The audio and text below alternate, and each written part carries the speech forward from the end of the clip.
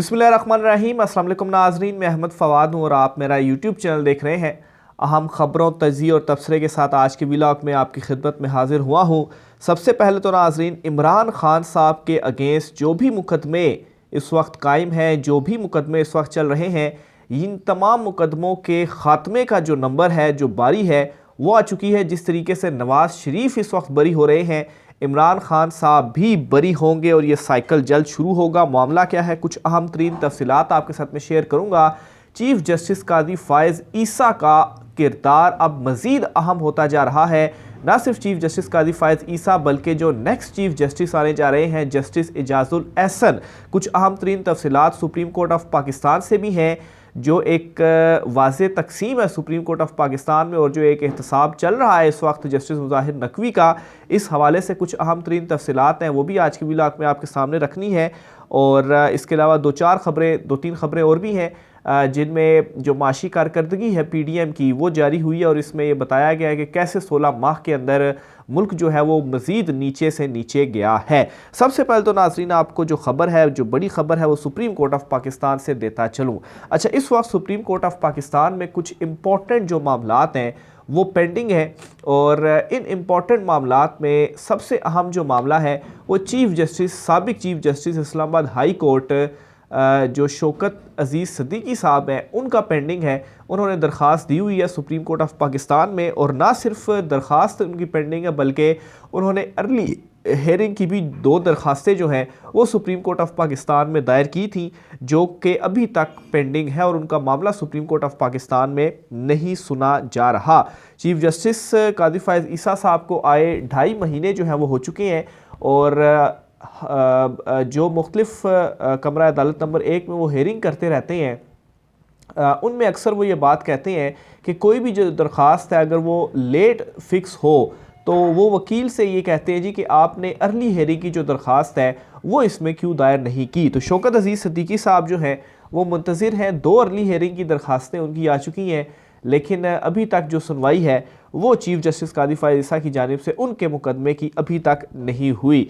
फिर इसी तरीके से ऑडियो लीक्स कमीशन का जो मामला है वो भी पेंडिंग है सुप्रीम कोर्ट ऑफ पाकिस्तान में।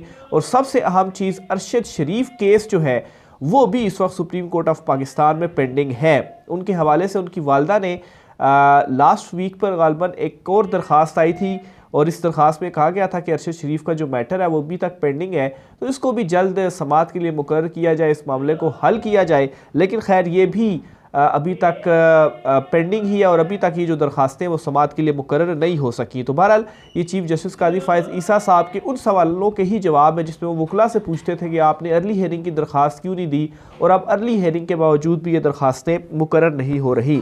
अच्छा, सबसे इम्पॉर्टेंट जो मामला है वो है जस्टिस मुज़ाहिर अकबर नकवी का, और इस वक्त उनको एक नोटिस भी जारी हुआ है कि डिटेल उन्होंने जो जवाब है वो देना है जो उनके ख़िलाफ़ शिकायतें आई हुई थी। अच्छा, यहाँ पर अब जो एक तकसीम है वो सुप्रीम कोर्ट ऑफ पाकिस्तान में नज़र आई है। ख़ास तौर पर पहले नोटिस के वक्त 3 और 2 से फ़ैसला आया था कि उनको नोटिस जारी करना चाहिए, और फिर दूसरा जो फ़ैसला था वो 4 और 1 से आया था कि उन्हें जो नोटिस है वो जारी करना चाहिए। अब उसमें चीफ जस्टिस कादी फ़ायज़ ईसा, इसके अलावा जस्टिस सरदार तारिक मसूद भी जो है, ये 2 तो सुप्रीम कोर्ट ऑफ पाकिस्तान के ही जजेस हैं जो इसमें शामिल है, और दूसरे नंबर पर जस्टिस इजाज़ुल एहसन जो कि तीसरे मोस्ट सीनियर 3 जज हैं, उन्होंने इसकी मुखालफत की थी, और जस्टिस मुज़ाहिर अकबर नकवी को जो है वो नोटिस जारी ना करने का कहा गया था, लेकिन ये 4-1 से जो फैसला था वो सामने आया था।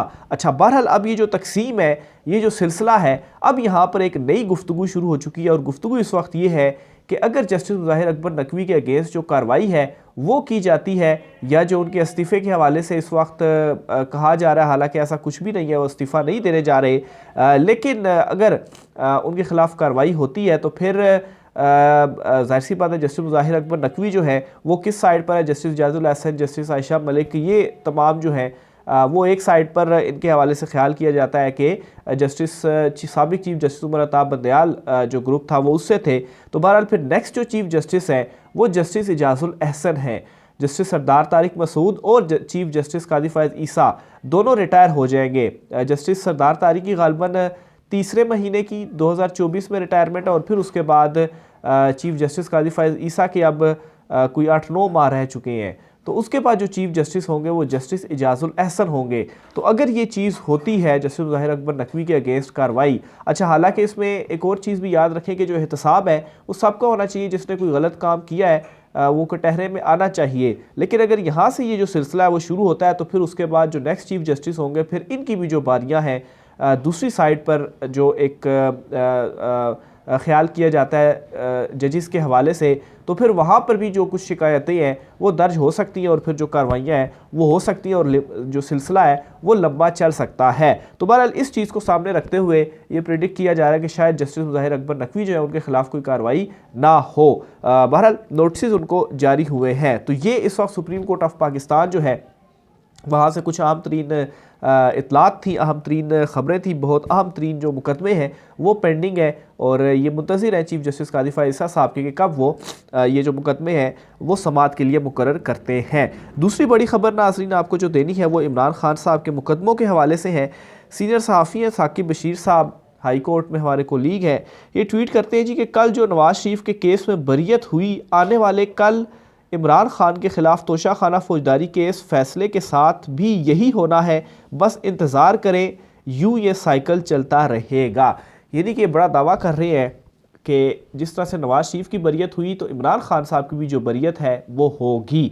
यानी कि इस दावे में कहा जा रहा है कि इमरान खान के अगेंस्ट ये जो केसेस हैं वो इतने ज़्यादा कमज़ोर हैं कि ये केसेस में इमरान खान साहब की बरियत होनी ही होनी है। खैर ये चीज़ तो हम पहले भी जब मुकदमों को रिपोर्ट कर रहे थे तो अब भी बहुत सारी इस तरह की चीज़ें सामने आई थी जो कि इसमें ऐसी थी कि जिनकी बुनियाद के ऊपर इमरान खान की जो बरियत है वो बनती ही बनती है। लेकिन इस टाइम पर इमरान खान के ख़िलाफ़ चूँकि मुकदमे चलाने ही है, उनको जेल में ही रखना है, इस वजह से ये सारी जो चीज़ें हैं वो खैर इस वक्त हो भी रही हैं। लेकिन दूसरी तरफ इमरान खान साहब ने अच्छा एक स्ट्रोक खेला है जो बैरिस्टर गोहर जो है उनको चेयरमैन बनाकर, क्योंकि ये इस वक्त ये भी कहा जा रहा था कि अगर इमरान खान साहब शायद बैरिस्टर गोहर को नहीं बल्कि अपने किसी कज़न को, अपने बहन को या अपनी बीवी को वो चेयरमैन बना देते तो बहुत सारे सवालात भी होते उस वक्त अगर इमरान खान साहब ऐसा करते और फिर जो धड़ेबंदी है पाकिस्तान तहरीक इंसाफ में वो बनाई जाती। माफ़ कीजिएगा थोड़ा सा ज़रा मुझे आज ज़ुकाम वगैरह है। तो बहरहाल इसके ऊपर अदील हबीब साहब हैं, ये एक ट्वीट करते हैं और लिखते हैं जी कि खान ने इनका अगला प्लान चौपट कर दिया। उनका ख्याल था कि जब हम इमरान खान को डिसक्वालीफाई करेंगे तो इमरान खान चेयरमैनशिप के लिए बुशरा बीबी या फिर अपनी बहन अलीमा खान को आगे लेकर आएगा। इसी सिलसिले में परसों जाली एहतजाज भी करवाए गए ताकि दिखाया जा सके कि तहरीक इंसाफ दो हिस्सों में तकसीम हो गई है। लेकिन इमरान खान ने out of the box shot खेलकर सबको परेशान कर दिया है। आपको भी सोशल मीडिया पर डेस्परेट चीखें सुनाई दे रही होंगी। तो ये वाकई इसी तरीके से हुआ। आप देखेंगे इमरान खान साहब ने जो बड़ा फ़ैसला किया है इसके बाद जो डेस्परेशन है बहुत सारे हलकों में वो मज़ीद बढ़ गई है कि ये इमरान खान साहब ने क्या आउट ऑफ द बॉक्स जाकर जो एक बड़ा फ़ैसला है वो कर दिया है, क्योंकि ख्याल ये था कि शायद बुशरा बीबी को या जो इमरान खान साहब की अहलिया हैं उनको शायद इमरान खान साहब चेयरमैन जो है वो बनाए, जिस तरीके से नवाज़ शरीफ जो है वो करते आ रहे हैं। आगे चलते हुए इलेक्शन कमीशन ऑफ पाकिस्तान से भी दो खबरें हैं वो भी आपके साथ शेयर करता चलूँ। एक तो हतमी हल्का बंदियों के हवाले से ये खबर सामने आई है जी कि आज इलेक्शन कमीशन ऑफ पाकिस्तान वो जारी कर देगा। और दूसरे नंबर पर इमरान खान साहब के अगेंस्ट तोशाखाना इमरान खान साहब के अगेंस्ट तौहीन इलेक्शन कमीशन का जो मामला है वो आज सुप्रीम कोर्ट ऑफ पाकिस्तान में ज़ेर समाअत आया और इस केस की समाअत बगैर किसी कार्रवाई के 6 दिसंबर तक मुलतवी हुई। इसमें आज इमरान खान साहब पर फ़र्द जुर्म आयद की जानी थी। इमरान खान साहब के प्रोडक्शन ऑर्डर जारी करके कहा गया था कि उन्हें इलेक्शन कमीशन ऑफ पाकिस्तान में पेश किया जाए, लेकिन वज़ारत दाखिला ने रिपोर्ट दी जी कि नहीं पेश कर सकते। तो इस पर फिर ये कहा जी मेंबर सिंध ने कमीशन के जो हैं कि फिर उन्हें क्या डयाला जेल जाना पड़ेगा और वहाँ पर कार्रवाई जो है वो करनी पड़ेगी। तो बहरहाल इतना सा मामला हुआ और उसके बाद ये जो समाअत थी वो फिर 6 दिसंबर तक मुलतवी कर दी गई। पीडीएम के दौरे हुकूमत की माशी तरक्की के हवाले से जो शरह थी, जो कुछ माशी साइड पर जो मामलात है उस पर एक अहम रिपोर्ट जो है वो सामने आई है वो मैं आपके सामने रखता हूँ। पीडीएम के दौरे हुकूमत में माशी तरक्की की असल शरह -1.7% तक गिर जाने का इंकशाफ। तो ये वो सारी चीज़ें या आदाद शुमार है जो बताता है कि इमरान खान साहब के टाइम पर सही सिमत में चीज़ें जा रही थी, लेकिन फिर उसके बाद ये PDM हुकूमत आई और सब तहस नहस कर दिया। गुज़श्ता माली साल में 13 जमातों की इत्तेहादी हुकूमत के दौरान माशी तरक्की की शरह मुल्की तारीख की सबसे बदतरीन सतह तक गिरी।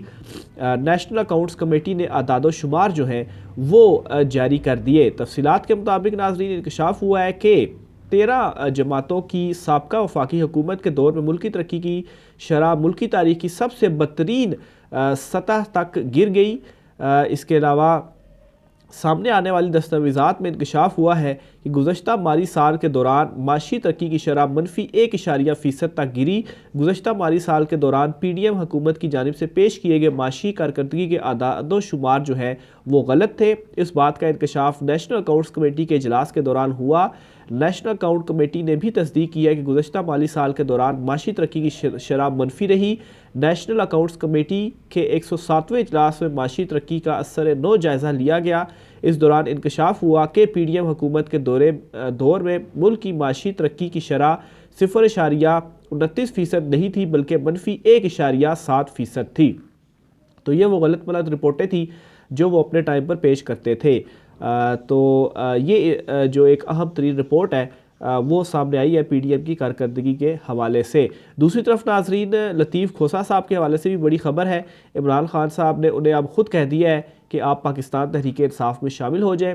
लतीफ़ खोसा साहब ने इस पर गुफ्तगू भी की है और उन्होंने कहा है कि इमरान खान साहब ने ये कहा है, बहरहाल इस मामले के ऊपर वो अपनी फैमिली से मुशावरत करेंगे और फिर उसके बाद वो ये देखेंगे कि उन्होंने पाकिस्तान तहरीक इंसाफ में शामिल होना है या नहीं।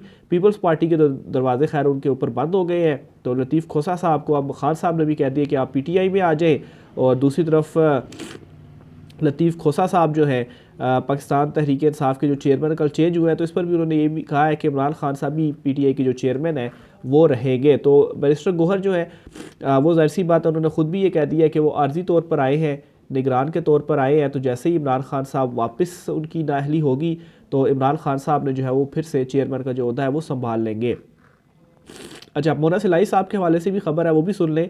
अदालती हुक्म पर मोना सिलाई को इश्तिहारी करार देने की जो कार्रवाई है वो शुरू कर दी गई है। और इसमें जी FIA के मनी लॉन्ड्रिंग के मुकदमे में मोना सिलाई को आज अदालत में पेश होने की मोहलत दी गई है। रवा माह मोना सिलाई के खिलाफ मनी लॉन्ड्रिंग के मुकदमे में लाहौर में इनके 8 मुख्तलिफ बैंक अकाउंट्स और 6 प्रॉपर्टीज़ मुंजमद कर दी गई थी। दस्तावेज़ात के मुताबिक रकम जमा कराने और निकलवाने में इस्तेमाल हुए तमाम बैंक अकाउंट्स मुंजमद कर दिए गए थे। दस्तावेज़ात में कहा गया है कि मोना सिलाई के मुख्तलिफ बैंक अकाउंट्स पर मनी लॉन्ड्रिंग के लिए इस्तेमाल जो है वो हुए थे। तो बहरहाल मोना सिलाई साहब इस वक्त बैरून मुल्क है। इनके वालिद साहब परवेज़ लाई जो है वो इस वक्त जेल में मौजूद है और पाकिस्तान तहरीक इंसाफ के ख़िलाफ़ जो ये कार्रवाइयाँ हैं वो जारी हैं।